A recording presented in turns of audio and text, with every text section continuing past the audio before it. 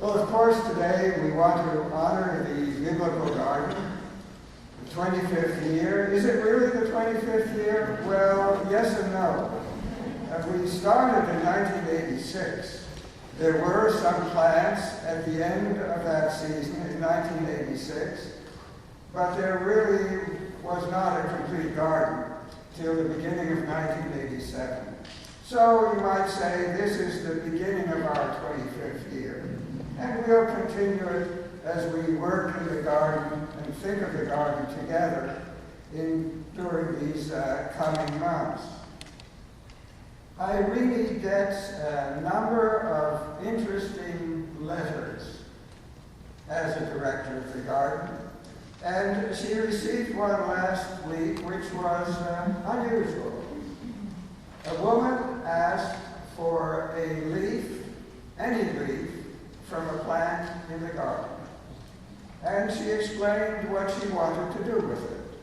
She wanted to put it into her Bible to remind her of the life of the ancient Israelites and of the message that was brought to them just as it was brought to them.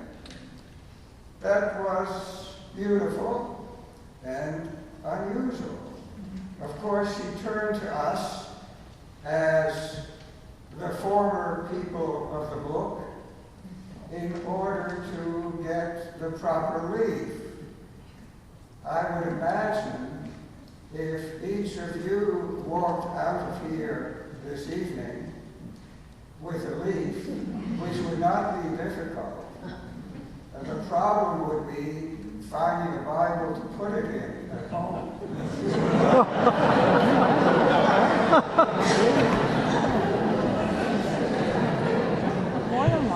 But for her, that was very much of a reality.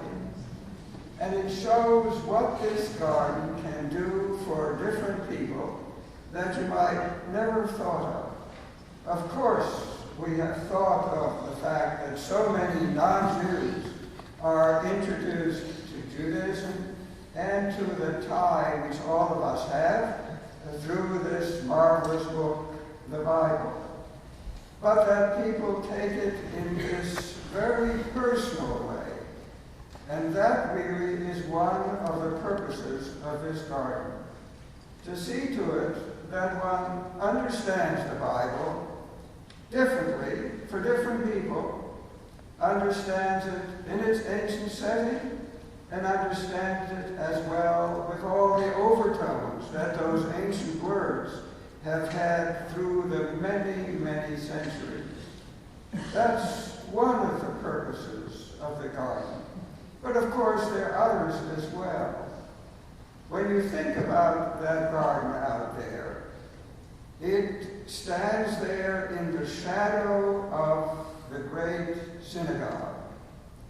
That beautiful synagogue which we enjoy many, many times through the year, and which has become a part of not only our life, but a part of the life of this city.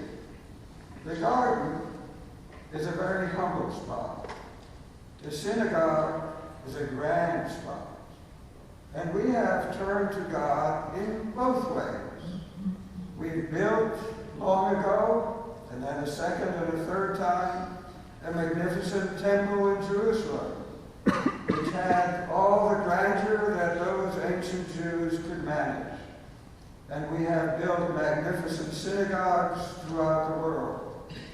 But they don't always do it for us. That may not be the way to some spiritual renewal. That may not be the way to God. But perhaps the garden, humble as it is, a quiet place, a place of retreat through which you wander and think and look occasionally, perhaps not at all. Just think of how your life can become somewhat better. As I watch people going through it, I see some reading every sign and every educational board, trying to learn. That's wonderful, and we intend that. But others look at nothing. They look at the plans, and they wander through it. They sit down, and they think. Perhaps for 5 minutes, perhaps for a half hour. I've seen it go both ways. And that's a major part of the intent of this garden, to provide a spiritual haven for whoever enters, Jew or non-Jew, it doesn't make any difference.